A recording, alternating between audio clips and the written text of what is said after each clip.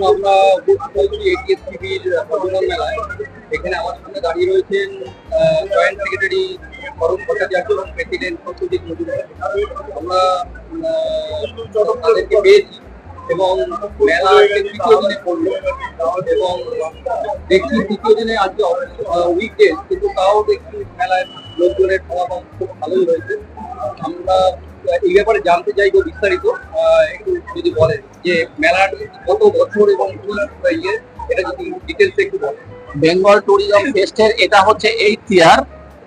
আর এবছর আমাদের হয়েছে লোকসভা ইলেকশনের জন্য আমাদের ডেটটা পিছিয়ে হয়ে গেছিল 16, 17, 18, 19 জুন। আমাদের মনে একটি ভয় ছিল রবিবার এবং সোমবার ছুটির দিন হলেও মঙ্গল আর বুধবার ওয়ার্কিং ডেজ মানে কর্মদিবস, তাতে আমাদের একটুখানি সংশয় ছিল আজকের ভিড়টা কেমন হবে। কিন্তু সমস্ত আমাদের আশঙ্কা অমূলক প্রমাণ করে দিয়ে আজকে দারুণ ভিড়।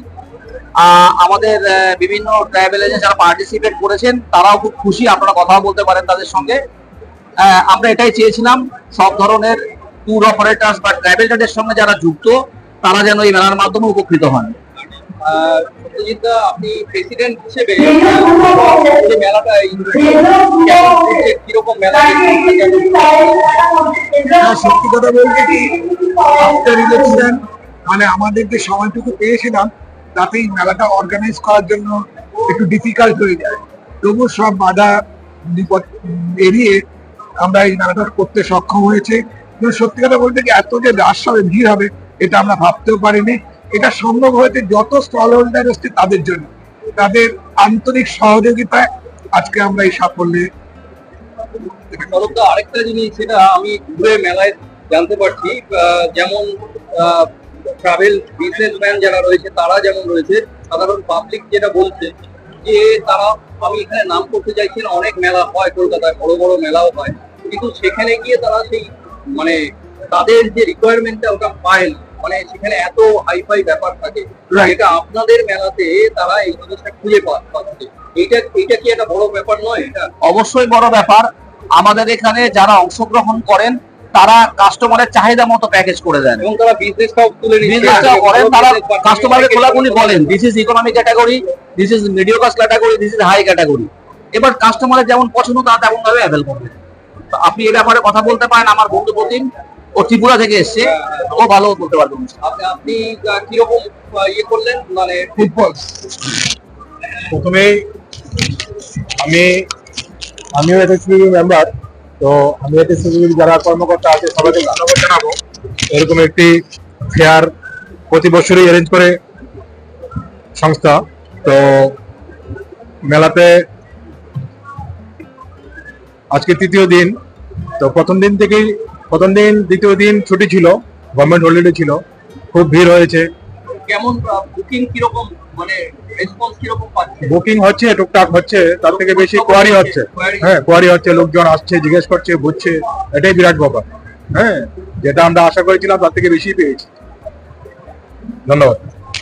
আচ্ছা সরদা, যে এবারে মেলায় মোট স্টলের সংখ্যা কত?